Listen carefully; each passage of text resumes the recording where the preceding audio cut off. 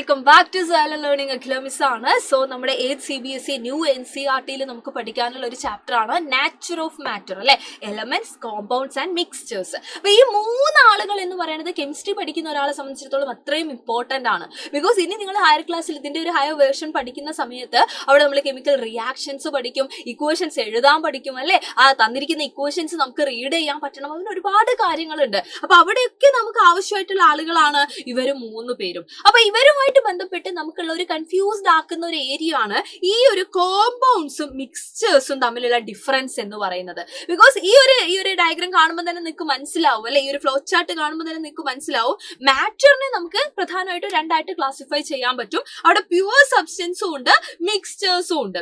അതിൽ pure സബ്സ്റ്റൻസിനെ again നമ്മൾ classify ചെയ്യുമ്പോഴാണ് എലമെന്റ്സും കോമ്പൗണ്ട്സും ആയിട്ട് നമ്മൾ മാറ്റുന്നത്. ആ ഒരു കോമ്പൗണ്ടും ഈ ഒരു മിക്സ്ചറും തമ്മിൽ മിക്കവാറും അത് പഠിച്ച ആളുകൾക്കറിയാം നമുക്ക് എന്താണ് ഒരു കൺഫ്യൂഷൻ വരുന്ന ഒരു ഏരിയ ആണ്. അപ്പൊ അതിന്റെ ഡിഫറൻസ് അങ്ങനെ തന്നെ ഈ പറയുന്ന എക്സാമിന് ചോദിക്കാറുണ്ട്, അതിനപ്പുറത്തേക്ക് നമ്മൾ മനസ്സിലാക്കി വെക്കേണ്ടതുമാണ് അല്ലെ. അപ്പൊ ഇതിന്റെ ഡിഫറൻസ് ഞാൻ ഇവിടെ വെച്ചിട്ടുണ്ട്. പക്ഷെ അത് എക്സ്പ്ലെയിൻ ചെയ്യുന്നതിന് മുന്നേ ആയിട്ട് എന്താണ് ഒരു കോമ്പൗണ്ട്, എന്താണ് ഒരു മിക്സ്ചർ എന്ന് അറിയാത്തവർക്ക് വേണ്ടിയിട്ട് നമുക്ക് അതൊന്ന് പറയണം, വെരി ഇമ്പോർട്ടന്റ്. ഇപ്പൊ കോമ്പൗണ്ട് എന്ന് പറഞ്ഞു കഴിഞ്ഞാൽ അതൊരു പ്യുവർ സബ്സ്റ്റൻസ് ആണ്, അതാണ് നമ്മൾ ആദ്യം മനസ്സിലാക്കേണ്ടത്. അത് പ്യുവർ സബ്സ്റ്റൻസ് ആണ്. എങ്ങനെയാണ് ഒരു കോമ്പൗണ്ട് പ്യുവർ സബ്സ്റ്റൻസ് ആവുന്നത്? കോമ്പൗണ്ട് എങ്ങനെയാ ഫോം ചെയ്യുന്നത്? നമുക്കറിയാം ഒരുപാട് എലമെന്റ്സിനെ നമ്മൾ പരിചയപ്പെട്ടിട്ടുണ്ട് അല്ലെ. ഹൈഡ്രജൻ ആയിക്കോട്ടെ, ഹീലിയോ ആയിക്കോട്ടെ അല്ലെ, sodium, chlorine, magnesium, potassium, calcium തുടങ്ങിയ ഒരുപാട് എലമെന്റ്സിനെ നമുക്കറിയാം. ഈ ഓരോ എലമെന്റും നമുക്കറിയാം ഓരോ പ്യുവർ സബ്സ്റ്റൻസ് ആണ്.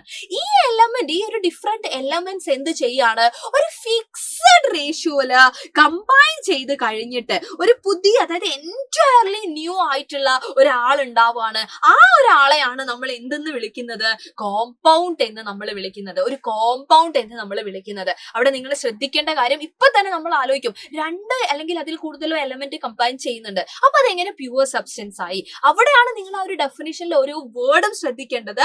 Compounds are formed when different elements combined in a fixed ratio to form something entirely new അല്ലെ. അതായത് properties of compounds are different from those elements formed that compound. Forming that compound, the constituent elements of a compound cannot be separated by എന്താണ് physical method. അതായത് ഇപ്പൊ രണ്ട് element, for example നമ്മൾ H2O consider ചെയ്യാണ്. H2O എന്ന് പറഞ്ഞു കഴിഞ്ഞാൽ നമുക്കറിയാം ആരാണ് H2O? നമ്മുടെ വാട്ടർ ആണ് അല്ലെ, വാട്ടറിന്റെ കെമിക്കൽ ഫോർമുലയാണ് ഈ H2O എന്ന് പറയുന്നത്. അപ്പൊ H2O എന്ന് പറയുമ്പോൾ നിങ്ങൾക്കറിയാം അവിടെ ഹൈഡ്രജനും ഉണ്ട്, അവിടെ എന്തും ഉണ്ട്, ഓക്സിജനും ഉണ്ട്. ചുമ്മാ ഹൈഡ്രജനെയും ഓക്സിജനെയും പിടിച്ച് അടുത്തടുത്ത് ഇരുത്തി കഴിഞ്ഞു കഴിഞ്ഞാൽ നമുക്ക് ഒരിക്കലും ആരെ കിട്ടില്ലടാ, വാട്ടർ നമുക്ക് കിട്ടില്ല, H2O നമുക്ക് കിട്ടില്ല. അതിന് ഹൈഡ്രജനും ഓക്സിജനും കൃത്യമായിട്ടുള്ള കെമിക്കൽ റിയാക്ഷനിൽ ഏർപ്പെട്ട് അവിടെ ബോണ്ട് ഫോം ചെയ്യുന്നുണ്ട്, കെമിക്കൽ ബോണ്ടിങ് ഉണ്ടാവുന്നുണ്ട്. അവർ കൃത്യമായിട്ട് കെമിക്കൽ റിയാക്ഷനിൽ ഏർപ്പെട്ട് ഒരു ഫിക്സഡ് റേഷ്യോയിൽ അവർ കമ്പൈൻ ചെയ്താൽ മാത്രമേ നമുക്ക് എന്ത് കിട്ടുന്നുള്ളൂ? വാട്ടർ നമുക്ക് കിട്ടുന്നുള്ളൂ. നിങ്ങൾ നോക്കി H2O, രണ്ട് ഹൈഡ്രജനും ഒരു ഓക്സിജനും, അതാണ് ഇവിടെ റെപ്രസെന്റ് ചെയ്തിരിക്കുന്നത്. രണ്ട് ഹൈഡ്രജൻ, ആ വൈറ്റ് കണ്ടോ നിങ്ങൾ, രണ്ട് ഹൈഡ്രജൻ അല്ലെ, സെന്ററിൽ ഒരു ഓക്സിജൻ കണ്ടോ. അപ്പൊ ആ ഒരു രീതിയിൽ അവർ കമ്പൈൻ ചെയ്യണം. ഒരു ഓക്സിജന് രണ്ട് ഹൈഡ്രജൻ എന്നുള്ള രീതിയിൽ കെമിക്കലി അവർ കമ്പൈൻ ചെയ്യുവാണ്. അങ്ങനെ മാത്രമാണ് നമുക്ക് എന്ത് കിട്ടുന്നത്? വാട്ടർ എന്ന് പറയുന്ന ഒരു കോമ്പൗണ്ട് കിട്ടുന്നത്. ഈ ഹൈഡ്രജനും ഓക്സിജനും അല്ലെങ്കിൽ ഉണ്ടായിട്ടുള്ള വാട്ടറും തമ്മിൽ എന്തെങ്കിലും ബന്ധമുണ്ടോ? ഇവരാണ് ഇത് ഫോം ചെയ്തതെന്ന് പറയോ? ഇല്ല. കാരണം ഹൈഡ്രജനും ഓക്സിജനും ഒക്കെ ഗ്യാസ് ആണെന്ന് നമുക്ക് അറിയുന്ന കാര്യമാണ് അല്ലെ, ഗ്യാഷ്യസ് സ്റ്റേറ്റിലുള്ള എലമെന്റ്സ് ആണ്. ഇവർ കമ്പൈൻ ചെയ്ത് കിട്ടുന്ന വാട്ടർ H2O എന്ന് പറയുന്ന സമയത്ത് ലിക്വിഡ് സ്റ്റേറ്റിൽ എക്സിസ്റ്റ് ചെയ്യുന്നുണ്ട് അല്ലെ. അപ്പൊ നിങ്ങൾ ആലോചിച്ച് നോക്കിയേ, ഈ H2O ചുമ്മാ നമുക്ക് ഇത് വൺസ് ഫോം ചെയ്ത് കഴിഞ്ഞ് കഴിഞ്ഞാൽ ഹൈഡ്രജൻ ഇങ്ങോട്ട് വാ, ഓക്സിജൻ ഇങ്ങോട്ട് വാ എന്ന് പറഞ്ഞാൽ നമുക്ക് സെപ്പറേറ്റ് ചെയ്യാൻ പറ്റുമോ? ഇല്ല, ഒരിക്കലും ഫിസിക്കൽ മെത്തേഡ് വഴി നമുക്ക് എന്ത് ചെയ്യാൻ പറ്റില്ല, ഇതിനെ നമുക്ക് സെപ്പറേറ്റ് ചെയ്തെടുക്കാൻ പറ്റില്ല. ഇത് പുതിയൊരാളായി, പുതിയ ഒരു സബ്സ്റ്റൻസ് ആയി. ഇനി നിങ്ങൾ വാട്ടർ എന്ന് പറയുന്ന ഒരു സബ്സ്റ്റൻസ് എടുത്ത് അതിനെ നിങ്ങൾ കീറി മുറിച്ച് പരിശോധിച്ച് കഴിഞ്ഞാലും അതിനകത്ത് വാട്ടറിന്റെ മോളിക്യൂൾസിനെ നിങ്ങൾക്ക് കാണാൻ പറ്റുള്ളൂ. H2O ആയിട്ടേ നിങ്ങൾക്ക് അവരെ കാണാൻ പറ്റുള്ളൂ, അല്ലാതെ ഹൈഡ്രജനും ഓക്സിജനും ആയിട്ട് നിങ്ങൾക്ക് അവരെ അവിടെ കാണാൻ സാധിക്കില്ല. അതുകൊണ്ടൊക്കെയാണ് നമ്മൾ ഇതിനെ എന്ത് വിളിക്കുന്നത്? ഒരു കോമ്പൗണ്ട് എന്ന് നമ്മൾ വിളിക്കുന്നത്. ഇതേപോലെ തന്നെയാ സോഡിയം ക്ലോറൈഡ്, നമ്മൾ കോമൺ സോൾട്ട് നമ്മൾ യൂസ് ചെയ്യുന്നില്ലേടാ, ആ ഒരു സോഡിയം ക്ലോറൈഡ് എന്ന് പറയുന്നത്. അപ്പൊ ഈ സോഡിയം ക്ലോറൈഡ് നിങ്ങൾ ആലോചിക്കുക, സോഡിയവും ക്ലോറിനും NaCl എന്നാണ് അതിന്റെ എന്താ വരുന്നത്, ഈ പറയുന്ന കെമിക്കൽ ഫോർമുല വരുന്നത്. അതായത് സോഡിയം, ഒരു സോഡിയത്തിന് ഒരു ക്ലോറിൻ എന്നുള്ള രീതിയിൽ, ഒരു Na എന്ന് പറഞ്ഞാൽ സോഡിയാണ്, അപ്പൊ ഒരു സോഡിയത്തിന് ഒരു ക്ലോറിൻ Cl അല്ലെ എന്നുള്ള രീതിയിൽ 1:1 എന്ന് പറയുന്ന ഒരു ഫിക്സഡ് റേഷ്യോ ഉണ്ട്. അതിൽ അവർ കമ്പൈൻ ചെയ്ത് കിട്ടുന്ന ആളാണ്. അവരെ നമുക്ക് അങ്ങനെ ചുമ്മാ സെപ്പറേറ്റ് ചെയ്തെടുക്കാനൊന്നും പറ്റില്ല. ഈ സോഡിയത്തിന്റെയോ ക്ലോറിന്റെയോ പ്രോപ്പർട്ടി അല്ല നമ്മുടെ NaCl വൺസ് ഫോം ചെയ്ത് കഴിഞ്ഞാൽ നമ്മുടെ സോൾട്ട് കാണിക്കുന്നത്, നമ്മുടെ ഫുഡിലൊക്കെ യൂസ് ചെയ്യുന്നില്ലേ അത് കാണിക്കുന്നത്. ഓക്കെ, അപ്പൊ ആ രീതിയിലാണ് നിങ്ങൾ കോമ്പൗണ്ടിനെ മനസ്സിലാക്കേണ്ടത്. ഈ കാരണങ്ങൾ കൊണ്ടൊക്കെയാണ് കോമ്പൗണ്ട് എന്താവുന്നത്, പ്യുവർ സബ്സ്റ്റൻസ് ആയിട്ട് മാറുന്നത്. അതിന് എത്ര കീറി മുറിച്ചാലും നമുക്ക് അത് തന്നെ കിട്ടുള്ളൂ അല്ലെ. NaCl എന്ന് പറഞ്ഞു കഴിഞ്ഞാൽ അത് ഒരാളാണ്, സോഡിയം ക്ലോറൈഡ് ആണ്. അതിനകത്ത് സോഡിയം ക്ലോറൈഡിന്റെ കുഞ്ഞു കുഞ്ഞു മോളിക്യൂൾസേ ഉണ്ടാവുന്നുള്ളൂ. അല്ലാതെ സോഡിയത്തിനെയും ക്ലോറിനെയും പിന്നെ നമുക്ക് സെപ്പറേറ്റ് ചെയ്ത് ഫിസിക്കൽ മെത്തേഡ് വഴി നമുക്ക് എടുക്കാൻ പറ്റില്ല. അത് നമ്മൾ വീണ്ടും കെമിക്കൽ റിയാക്ഷൻസ് ഒക്കെ എന്ത് ചെയ്യണം, അപ്ലൈ ചെയ്യണം അല്ലെ. ഇലക്ട്രിസിറ്റി ഒക്കെ യൂസ് ചെയ്ത് അങ്ങനെയൊക്കെയാണ് വാട്ടറിന്റെ ഒക്കെ ഈ പറയുന്ന സെപ്പറേഷൻ നമ്മൾ നടത്തുന്നത്. ഓക്കെ, അതാണ് കോമ്പൗണ്ട്സ് എന്ന് പറയുന്നത്. അപ്പൊ മിക്സ്ചർ എന്ന് പറഞ്ഞു കഴിഞ്ഞാലോ, മിക്സ്ചർ എന്ന് പറഞ്ഞു കഴിഞ്ഞാൽ ഞാൻ എപ്പോഴും പറയാറുണ്ട്, നമ്മൾ കഴിക്കുന്ന മിക്സ്ചർ ആലോചിക്കുക. അതിനകത്ത് ഒരുപാട് ടൈപ്പ് ആളുകളുണ്ട് അല്ലെ. ചില്ലീസ് ഉണ്ട്, ഈ പറയുന്ന പോലെ കറി ലീഫ് കാണാം നമുക്ക്, റൗണ്ട് ഷേപ്പിലുള്ള, സ്ഫെറിക്കൽ ഷേപ്പിലുള്ള, നീണ്ടിട്ടുള്ള, സ്റ്റിക്സ് ആയിട്ടുള്ള കുറെ ആൾക്കാരെ നമുക്ക് കാണാറില്ലേ. ഇവരൊക്കെ ചുമ്മാ എന്ത് ചെയ്തിരിക്കുകയാണ്, അതിനകത്ത് മിക്സ് ചെയ്തിരിക്കുക. നട്ട്സ് ഉണ്ടായിരിക്കും, കാഷ്യൂ ഉണ്ടായിരിക്കും, എന്തെങ്കിലുമൊക്കെ ഉണ്ടായിരിക്കും അല്ലെ.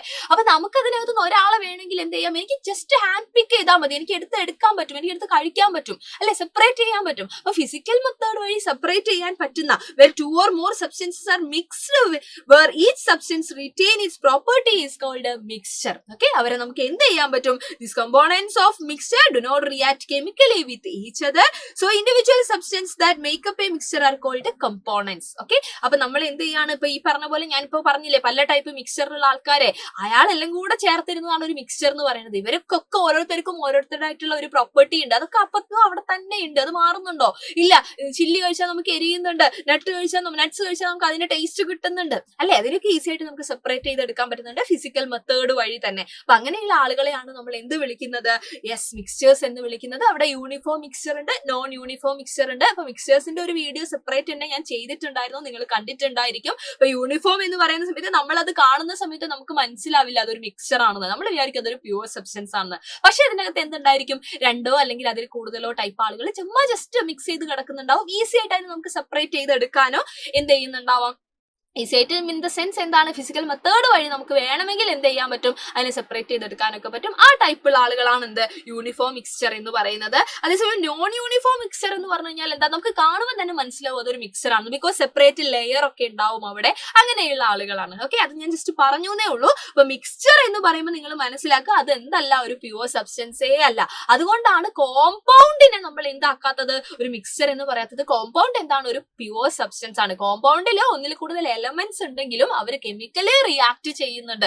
ഈ മിക്സ്ചറിൽ അങ്ങനെ യാതൊരു കെമിക്കൽ റിയാക്ഷനും ഇല്ല. ഒന്നിൽ കൂടുതൽ സബ്സ്റ്റൻസ് ചുമ്മാ എന്ത് ചെയ്യുന്നു, അവരെന്ത് ചെയ്യുന്നു, യെസ്, മിക്സ് ചെയ്തിടുന്നു. അത് ചിലപ്പോൾ എലമെന്റ്സും കോമ്പൗണ്ട്സും ആവാം, കോമ്പൗണ്ട്സും ആവാം, എലമെന്റ്സും കോമ്പൗണ്ട്സും എലമെന്റ്സ് എങ്ങനെ വേണമെങ്കിലും എന്ത് ചെയ്യാം, മിക്സ്ചേഴ്സ് ഫോം ചെയ്യാം. ഓക്കെ, ആ രീതിയിലാണ് നിങ്ങൾ അത് മനസ്സിലാക്കേണ്ടത്. അപ്പൊ ഡിഫറൻസ് പറയുന്ന സമയത്ത് ഇതാ ഈ കാര്യങ്ങൾ കൃത്യമായിട്ട് ഓർത്തു വെക്കാൻ മറക്കരുത്. പോയിന്റ് അപ്പൊ എക്സാം പോയിന്റ് ഓഫ് വ്യൂല് പറയുവാണെങ്കിൽ ഓരോ പോയിന്റിനും മാർക്ക് ഉണ്ടായിരിക്കും അല്ലെ. ഇപ്പൊ നോക്കാം നിങ്ങൾ, ഫോർമേഷൻ എന്താണ്, mixtures are formed by physical mixing, compounds are formed by chemical reaction. അപ്പൊ കോമ്പൗണ്ട്സിൽ കെമിക്കൽ റിയാക്ഷൻ ഉണ്ട്, ഈ പറയുന്ന മിക്സ്ചേഴ്സിൽ അതിന്റെ ഒരു സംഭവമേ ഇല്ല, ജസ്റ്റ് മിക്സ് ചെയ്തു. ഇപ്പൊ ഹൈഡ്രജനും ഓക്സിജനും ജസ്റ്റ് മിക്സ് ചെയ്താൽ അതൊരു മിക്സ്ചർ ആണ്. പക്ഷെ അവർ കെമിക്കലി റിയാക്ട് ചെയ്തു, ഫിക്സഡ് റേഷ്യോയിൽ കമ്പൈൻ ചെയ്ത് കഴിഞ്ഞാൽ അതെന്താണ്, വാട്ടർ എന്ന് പറയുന്നത് ഒരു കോമ്പൗണ്ട് ആണ് അല്ലെ. ഈ ratio, mixtures have no fixed ratio. എണ്ണുണ്ടോ, ഒരു മിക്സ്ചറിന്റെ അകത്ത് എത്ര കറി ലീഫിന് എത്ര ചില്ലീസ് വേണം എന്നുള്ള വല്ല റേഷ്യോ ഉണ്ടോ? ഇല്ല, അത് തന്നെ സംഭവം അല്ലെ. പക്ഷെ കോമ്പൗണ്ട്സ് എന്ന് പറയുമ്പോൾ എപ്പോഴും എന്താണ്, ഒരു ഫിക്സഡ് റേഷ്യോയിൽ തന്നെയാണ് അവര് കമ്പൈൻ ചെയ്യുന്നത്.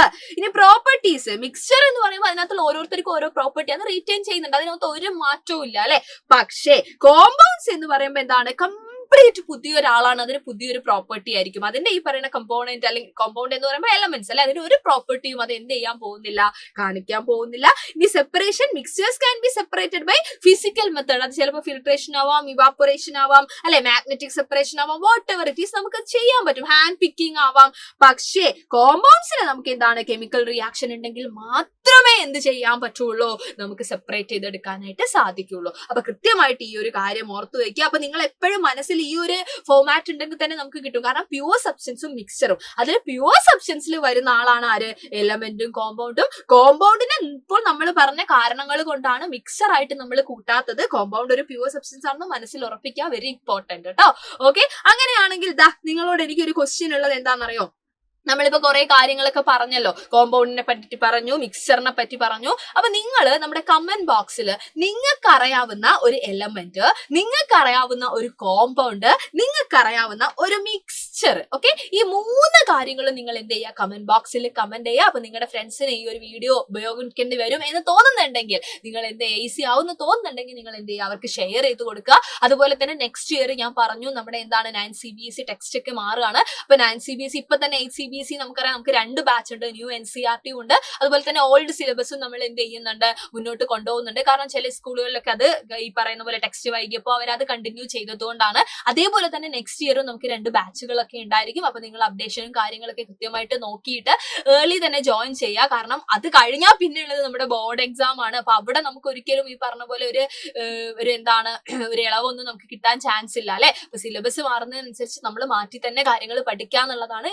ഈ ഒരു പുതിയ സിലബസിൽ ആഡ് ചെയ്തിട്ടുള്ള ഈ ഒരു ചാപ്റ്ററിനെ നിങ്ങൾ ആലോചിക്കുക. അപ്പൊ ഇതിന്റെ ഒരു ഹയർ വേർഷൻ തന്നെ ആയിരിക്കും നെക്സ്റ്റ് ഇയർ എന്ന് പറയുന്നത്. ഇതുപോലെയുള്ള ചാപ്റ്റേഴ്സ് എല്ലാം നമ്മൾ ഈ വർഷം പഠിക്കുന്നുണ്ട്. സോ അടിപൊളിയായിട്ടിരിക്കുക, നമ്മൾ എല്ലാവരും പഠിച്ച് സെറ്റ് ആയിട്ട് തന്നെ മുന്നോട്ട് പോകും. ചോദിച്ച ക്വസ്റ്റ്യൻ മറക്കണ്ട, ഒരു എലമെന്റ്, ഒരു കോമ്പൗണ്ട്, ഒരു മിക്സ്ചർ. കമന്റ് ബോക്സിൽ കമന്റ് ചെയ്യുക. അപ്പൊ വീണ്ടും കാണാടാ. Thank you so much and by.